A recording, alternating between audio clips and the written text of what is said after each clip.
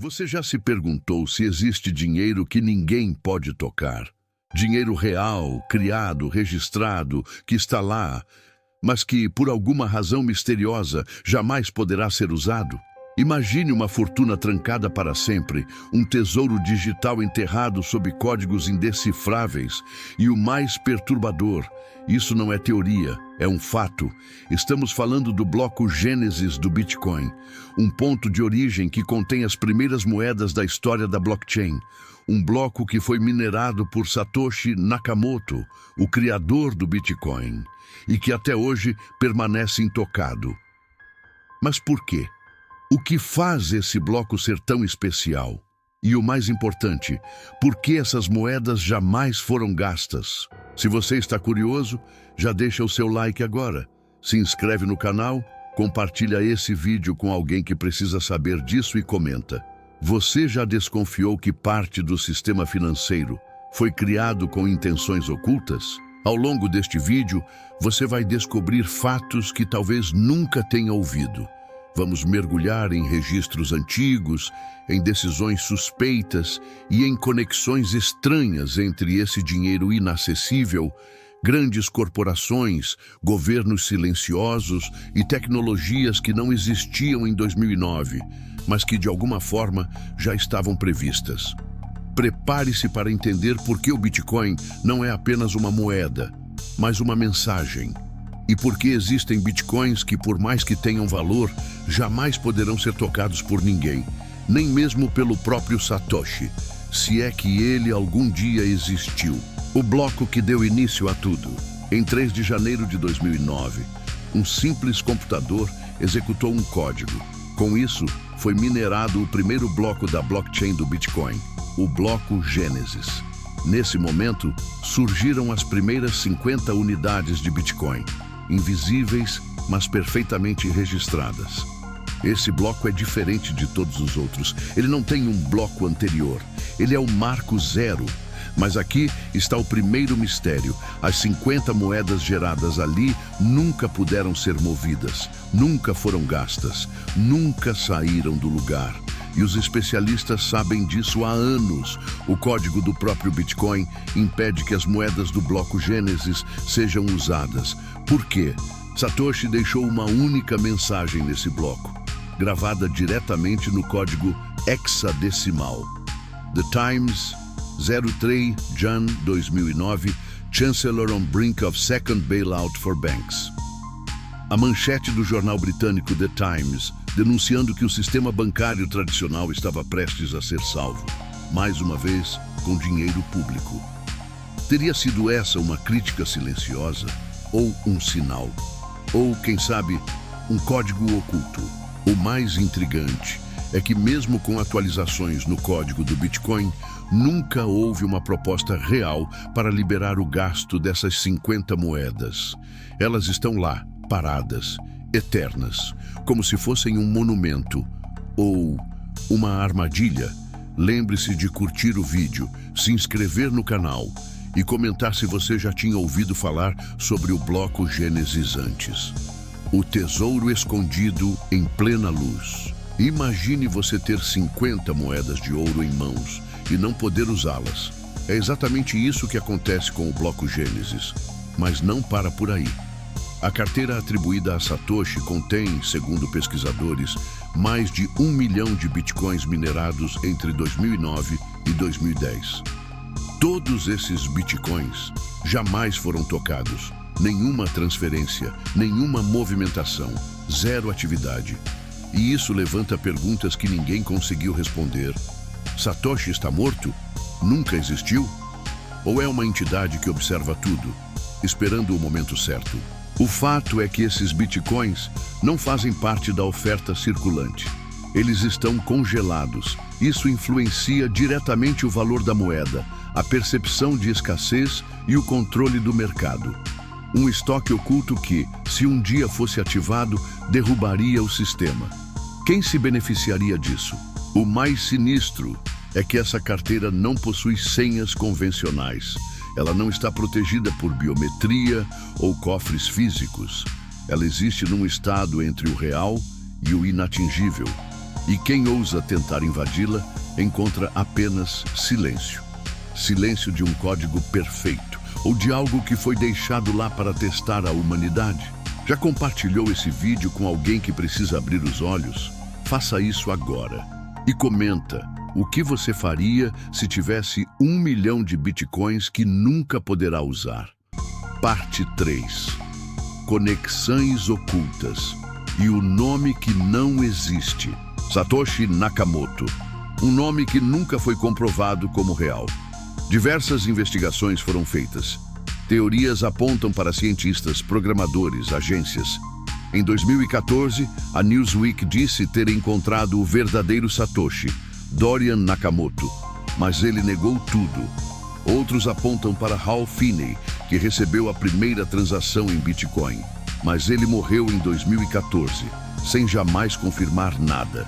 Craig Wright se autoproclamou Satoshi, mas nunca provou. E se Satoshi for uma entidade governamental, um grupo de programadores ligados à NSA ou ao GCHQ, as agências de segurança do ZEUA e do Reino Unido? Uma tese levantada por pesquisadores da Universidade de Georgetown indicou que o timing da criação do Bitcoin coincidiu com experimentos de cibersegurança conduzidos por órgãos estatais. E o código? Impecável demais. Preciso demais. Como se já tivesse sido testado em ambientes secretos. Há ainda um documento interno da CIA de 2008, nunca tornado público por completo, que menciona criptomoedas programáveis com rastreabilidade absoluta e controle de emissão limitada. Isso 1 ano antes do Bitcoin surgir. Coincidência? Não deixe de curtir, comentar e se inscrever agora, porque o que vem a seguir pode mudar a forma como você vê o dinheiro. O rastro da inércia e a sombra das moedas fantasmas. Uma das maiores ironias do Bitcoin é sua transparência. Toda transação é pública, todo bloco é visível, mas ao mesmo tempo é impossível saber quem está por trás das carteiras. É como andar por um museu onde as obras têm autor, mas ninguém sabe quem são. Existem centenas de milhares de bitcoins perdidos, esquecidos por donos que perderam suas senhas, ou que morreram, ou que talvez nunca existiram de verdade. Um dos casos mais famosos é o de James Howells, um britânico que jogou fora um HD com 8.000 bitcoins. Isso daria hoje mais de 2 bilhões de reais. Ele vasculha um lixão até hoje. Mas e se ele nunca teve esses bitcoins? E se essas histórias forem parte de uma cortina de fumaça para nos fazer acreditar que a perda de bitcoins é comum, para esconder os verdadeiros detentores, para normalizar o conceito de moeda intocável? Esse padrão de inércia é assustador. Milhares de moedas sem movimento, como se alguém em algum lugar estivesse esperando. Mas esperando o quê? A mão invisível que regula o mercado. Enquanto você lê isso, centenas de bilhões de dólares são movimentados em criptomoedas. Mas há uma parte do sistema que permanece imóvel, como se estivesse paralisada por design. As moedas perdidas, intocadas ou supostamente esquecidas formam uma espécie de estoque morto que nunca entra em circulação. E é esse estoque que cria a sensação de escassez, que eleva os preços, que alimenta a narrativa de valorização constante. Mas e se isso for proposital? O comportamento do mercado parece seguir ciclos quase coreografados. Alta repentina, queda brutal, recuperação parcial, euforia. E nesse ritmo, grandes investidores, as chamadas baleias, aproveitam para lucrar milhões, enquanto pequenos investidores perdem tudo. E adivinhe, os bitcoins dos primeiros blocos continuam lá, imóveis, como se observassem de longe. Alguns especialistas chamam isso de a mão invisível da blockchain. Mas será que essa mão é tão invisível assim? Ou está apenas escondida atrás de logotipos, exchanges e empresas que fingem descentralização? Nomes como BlackRock, JP Morgan e Fidelity, que no passado criticavam duramente o Bitcoin, hoje operam silenciosamente dentro do mercado, adquirindo, regulando e influenciando. A SEC, Comissão de Valores Mobiliários do ZEUA, começou a aceitar ETFs de Bitcoin. Algo impensável há alguns anos. A moeda antissistema, agora dentro do sistema. Curta esse vídeo se ainda não fez e compartilhe com alguém que acredita que o Bitcoin é 100% livre, porque talvez ele nunca tenha sido. E se o Bitcoin for a cela e não a liberdade? Desde o seu nascimento, o Bitcoin foi vendido como a chave para a liberdade financeira. Mas e se ele for, na verdade, uma cela digital disfarçada de liberdade? Um experimento global que está nos ensinando a viver num sistema 100% rastreável? Pense, cada transação é pública, cada carteira tem um histórico eterno. Tudo é visível, mas ninguém tem identidade. Um sistema que não precisa saber quem você é, só precisa saber o que você fez. Isso soa como liberdade ou como vigilância. A blockchain é imutável. Isso significa que erros, decisões e até crimes cometidos com Bitcoin permanecem para sempre registrados. E se um dia os governos decidirem cruzar dados de carteiras com registros biométricos, reconhecimento facial, movimentações bancárias, estaríamos todos mapeados, não porque fomos forçados, mas porque escolhemos participar. A própria existência de moedas que não podem ser usadas é uma lição, ou um aviso, ou uma alavanca de controle.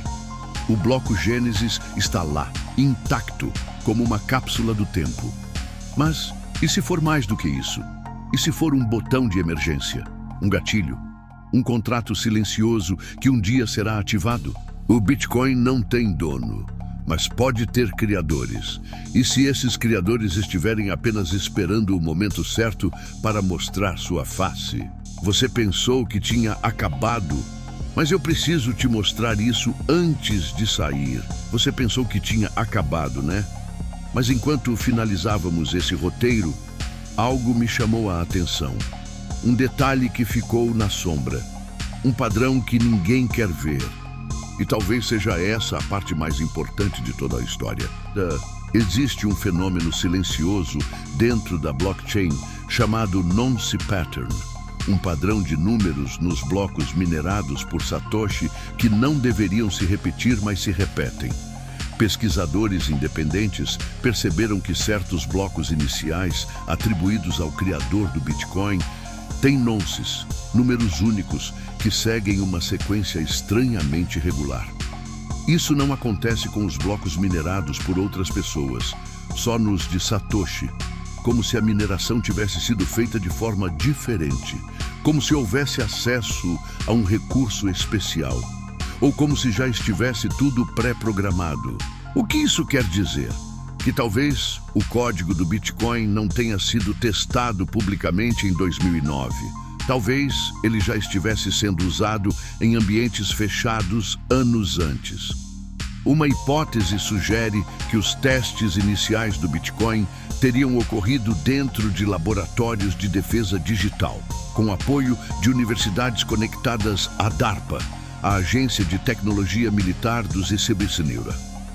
Entre 2004 e 2007, documentos vazados mencionam o desenvolvimento de uma moeda virtual rastreável para cenários de guerra assimétrica. Você consegue imaginar o que isso significa? E mais, um documento obscuro da Europol de 2011 menciona um padrão inalterável de origem criptográfica que pode ser usado para criar moedas com comportamento fantasma. Adivinha qual o primeiro exemplo citado nesse relatório? Bitcoin. Tem mais. Em 2013, a NSA foi acusada de manter um projeto chamado Oakstar, focado em mapear o tráfego de dados criptografados ao redor do mundo. Não era apenas espionagem, era análise de comportamento em blockchain. Se o Bitcoin fosse apenas uma criação civil, por que tanto interesse militar? Por que tanto silêncio? Por que os grandes agentes do poder global monitoram uma moeda que, supostamente, nasceu como resistência? E aqui vai a pergunta que pode te deixar acordado hoje à noite. E se o Bitcoin for apenas a primeira camada, e se a real moeda digital, aquela que será obrigatória, programável e imposta por governos, for uma atualização silenciosa desse mesmo sistema, o bloco Gênesis está lá, intocado, mas talvez não seja um símbolo, talvez seja um lembrete ou uma senha para algo que ainda não foi ativado, e quando for, você vai se lembrar deste vídeo. Curta agora, compartilhe com quem precisa saber disso. Comente o que você faria se descobrisse que tudo isso foi programado desde o começo. E se inscreva, porque a gente ainda vai falar sobre o que vem depois do Bitcoin. E você não vai querer perder.